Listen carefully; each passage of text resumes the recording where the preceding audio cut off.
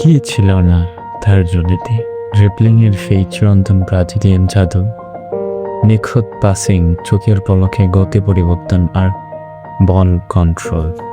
সে তো ফুটবল পায় এক জীবন্ত কবিতা, নিখাত বিনোদনের আরেক নাও নেইমার জুনিয়র। কিন্তু ফুটবল বিধাতা যেন তার ভাগ্যে রেখে রেখেছিলেন এক নির্মম স্ক্রিপ্ট।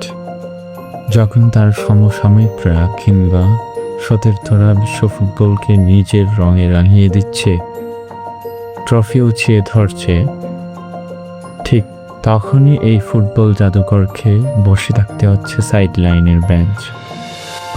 ক্রাচ আর ইনজুরির যেন তার কেরিয়ারের অবিচ্ছেদ্য অংশ হয়ে দাঁড়িয়েছে।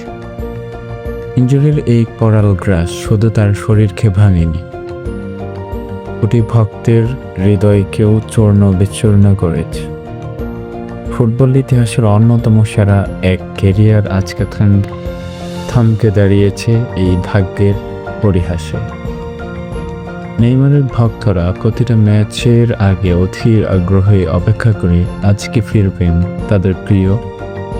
না, ও নেই, কিন্তু ইনজুরির কালো মেঘ যেন সেই অপেক্ষার সূর্যকে বারবার আলাদা করে। এ দীর্ঘ অপেক্ষার যেন কোনো শেষই নেই। ফুটবল বিশ্ব হয়তো ট্রফি আর ব্যালন ডিওর দিয়ে সফলতা না, কিন্তু ফুটবল ইতিহাসের পাথাও নেইমার চিরকাল রয়ে যাবেন এক অভাগা রাজপুত্র হয়ে।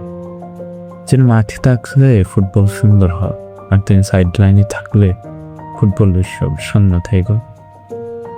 ফিনিক্স পাখির মতো সে কি আরেকবার ঘুরে দাঁড়াবে? ভক্তদের মন আজও ডুকরে কেঁদে বোধহয় ফিরে এসো হ্যাংজংয়ের বাসিওলা। ফুটবল এখন তোমার জাদুর ভাত খাও।